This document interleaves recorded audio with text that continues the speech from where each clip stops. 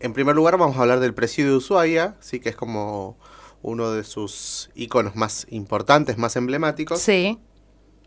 A grandes rasgos, hacer una breve descripción acerca del presidio de Ushuaia y cómo es su historia. Si bien el antecedente es de finales del siglo XIX, a principios del XX, para 1902, se traslada a Ushuaia. Antes había estado en Isla de los Estados, funcionando este reducto para castigar a los criminales, ¿sí? Pensemos que la criminalística de esa época decía que al que se portaba mal dentro de la sociedad había que sacarlo de la sociedad y llevarlo lo más lejos posible. Claro. ¿Sí? Y lo más lejos posible en ese momento era la Isla de los Estados. Claro. ¿Sí? Entonces, en esa idea de la criminalística había que llevarlos lo más lejos posible. Sin embargo, por cuestiones humanitarias, los terminan trasladando hacia la región de Ushuaia, que según los datos oficiales dice, cuando el presidio se traslada hacia Ushuaia, no había mucho más de 40 casas en la región. ¿Sí? Y también seguía siendo lo más lejos posible. Seguía siendo el último páramo del mundo. Y este presidio comienza su construcción con la mano de obra de los mismos presos que estaban en la cárcel de Ushuaia, que vamos a decirlo también, ¿no? Por momentos sí había presos que habían cometido delitos, y esto sí es importante, pero también es cierto que en algunos periodos de la historia argentina fue ocupada por presos políticos, confinados políticos, que eran aquellos que el Estado consideraba peligrosos ideológicamente también, ¿no? Militantes de izquierda, incluso algunos diputados de otros partidos. Creo que el papá de Roberto Pettinato estuvo como en calidad de eso, ¿no? De preso político. Fue el último director. Uy, no, lo mandé para el otro bando. Pettinato fue el último director que, según dicen algunas crónicas, era como un director muy querido porque tenía una perspectiva por ahí algo más novedosa acerca de la criminalística y el tratamiento penitenciario. Así que puede ser que sea o no, pero está bien. Al menos en el relato que yo había escuchado había sido un tipo respetado. El presidio se instala en la zona de Puerto Golondrina, donde todos lo conocemos. Si bien está inconcluso, fue construido por los presos, como les decía, tiene paredes de 1 metro de ancho en algunos lugares. Esto es interesante, ¿no? Muchos de los primeros servicios que se instalan en Ushuaia también forman parte de la construcción del presidio mismo, ¿sí? El desarrollo del teléfono, de la imprenta, de los bomberos, todo el abastecimiento de leña también formaba parte del trabajo de los presos. Sí.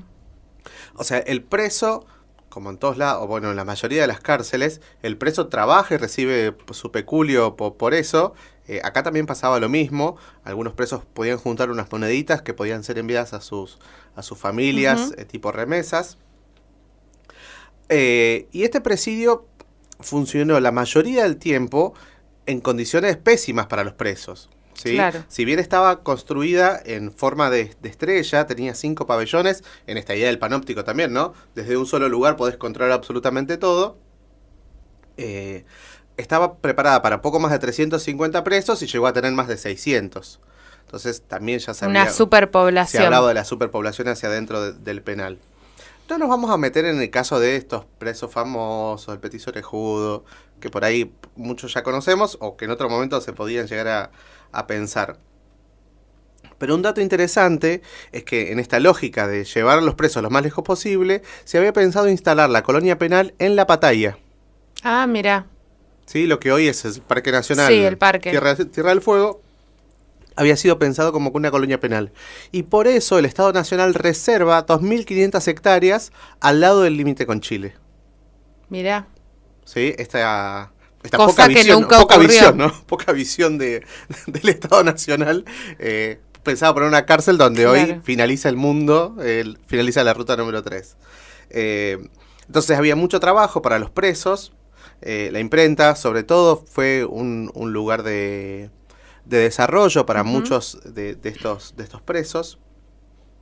Tenía el tren, sí, todos conocemos el tren, que trasladaba tanto a los presos a la leña que se distribuía. Eso te iba a decir, partes. Tengo la imagen mental de los presos trabajando en abrir caminos, ¿no? En abrir este camino del que conocemos ahora como el trencito del fin del mundo, este paseo de que ellos iban trabajando en ese lugar, iban haciendo trabajos viales. Sí, ahí La construcción de caminos y puentes forma parte también del trabajo de los presos, de algunos edificios. Por eso digo, formaba parte del servicio que ellos debían hacer como presos para recibir este peculio. El tren del fin del mundo que nosotros conocemos hoy, en realidad era el tren de los presos, llegó a tener 25 kilómetros, en algunos momentos tuvo 2 ramales, y está interesante, si alguna vez hicieron el paseo del trencito, Sí. se ven los troncos que estaban cortados por los presos, y según la altura de la nieve es donde está cortado el tronco, como una marca de los años. Las condiciones climáticas, ¿no? De esa época también. Las condiciones climáticas son extremas porque además en esta lógica del castigo y del control del cuerpo, los presos eran sumamente humillados en el tratamiento penitenciario. Esto significaba, ante cualquier falta, eso significaba aislamiento. Y el aislamiento consistía en encerrado en una celda sin luz, sin nada de abrigo, muchas veces sin ropa, eran mojadas las celdas para que hiciese más frío, entonces las mantas que les daban para taparse estaban húmedas, con lo cual no se calentaba nada, eran alimentados a pan y agua durante el tiempo que al director se le antoje, las condiciones de vida extremas, totalmente. Sumamente extremas, sumamente violando cualquier tipo de norma, porque además tampoco era fácil quejarse, reclamar. ¿A quién le iban a reclamar? Claro. ¿Sí? Muchos presos a veces podían ser escuchados cuando llegaba de visita a algún barco, venía algún médico y ese médico ingresaba al presidio y podía atenderlos de alguna manera y poder escuchar las penas que tenían los presos también, ¿no? Sí.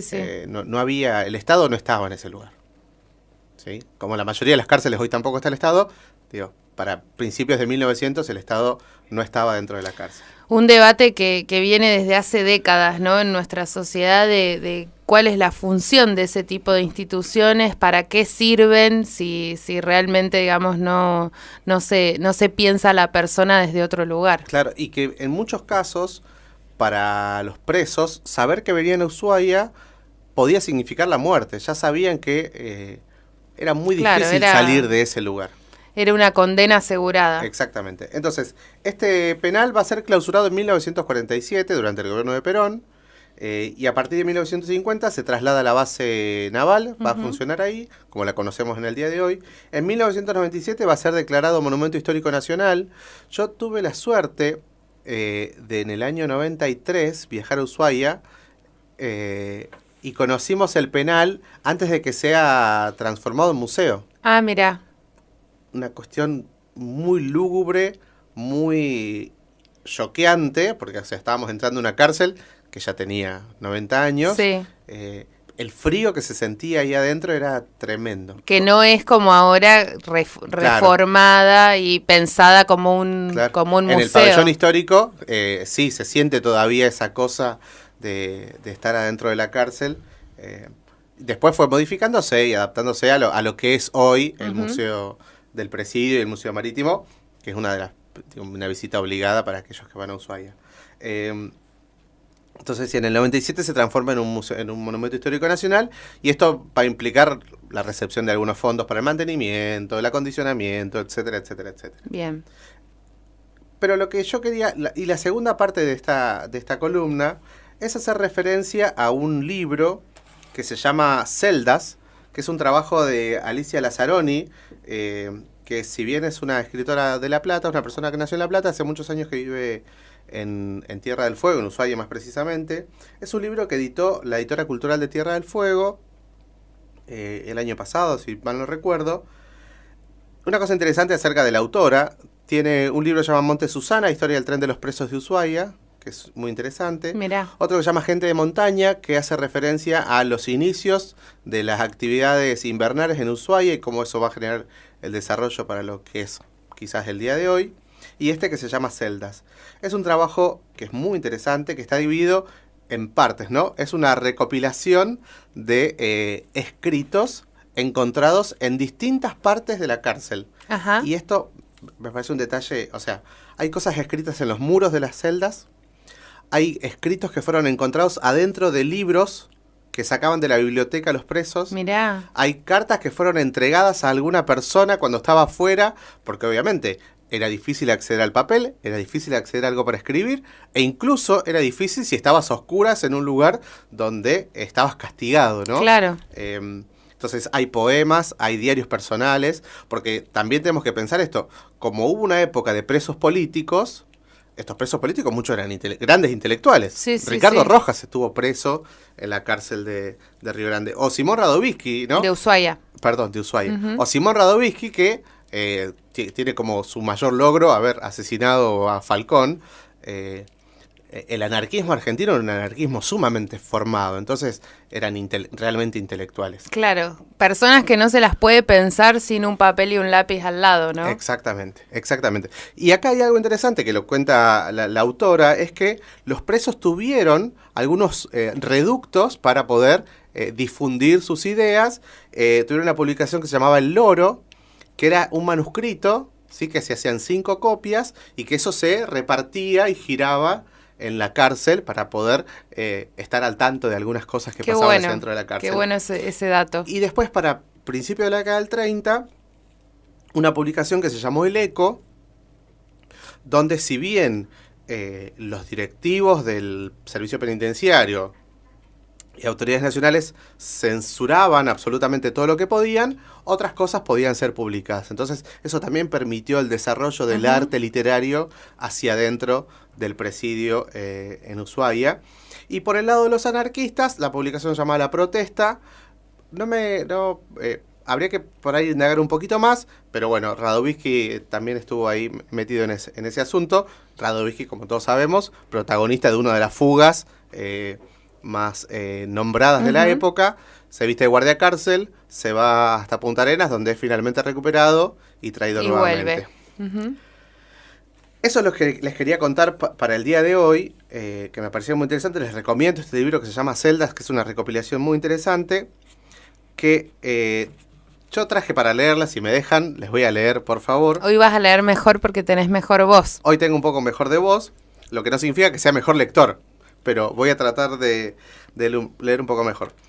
Iba a decir algo. Sí. Esta recopilación hay muchos anónimos y hay muchos autores que están, se sabe quiénes son. Hay unas pequeñas biografías al final del libro. Insisto, les recomiendo este libro porque yo lo leí este fin de semana. A mí me lo facilitó Federico Rodríguez, a quien se lo agradezco profundamente.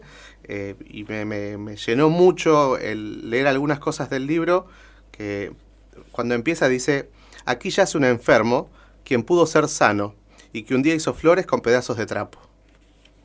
Digo, así unas pastillitas, y les voy a leer 2 cortitos. Dale. Poemas. Este es anónimo, se llama Lo que soy. Pues voy a decirle yo, de mi alma triste y perpleja, al dejar mi pobre vieja que tanto por mí sufrió.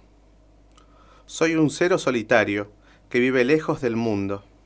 Me agobia el dolor profundo que sufro en este calvario. Elevo a Dios mis plegarias, de mi mente sin cultura, pidiendo mi sepultura en esta tierra legendaria. Si habla mi alma, no es extraño que en esta tierra sucumba, tal vez se incline a la tumba antes de llegar el año. Yo he visto su desengaño al tomar su derrotero, y escribirlo quiero en medero para que el mundo... Perdón, voy a leerla de nuevo esta última estrofa. Bueno. Y ha visto su desengaño al tomar su derrotero, y escribirlo quiero en medero para que el mundo es extraño, que para el mundo es extraño. Las piedras son paredes de mi rústico cajón, donde yace un corazón que hablarle quiere y no puede. Perdón por la lectura, me puse nervioso al final. No importa, no hay Y problema. les voy a leer uno más para redimirme de esto. Dale. Sí, era un poquito trabalenguas, dice Noé, y es sí, verdad, gracias, coincido. Noelia, por cuidarme. Y eso que lo practiqué antes de venir, pero bueno. Como en los actos de la escuela, ¿viste? Sí. Cuando dice, ¿quién quiere leer? Ahí estaba Esteban, Ahí primera estaba, fila. Primera fila. Bueno, este se llama Desvelo Ideal, de Juan Fernández. Esta noche no duermo. Necesito contemplar el silencio de las estrellas. He soñado, una vez, que también ellas brillan más claro cuando yo medito. Esta noche no sufro ni me agito. Pospongo mi pesar y mis querellas en honor de los astros. Son tan bellas las lámparas que van por el infinito. Quisiera tener alas ir al cielo, seguir cantando la visión del vuelo y volver deslumbrado y misterioso. Y cumpliendo después todo mi anhelo en otra noche de ideal desvelo, ver a mi madre y morir dichoso. Me encantó. Ese fue publicado en El Eco en el año 1932.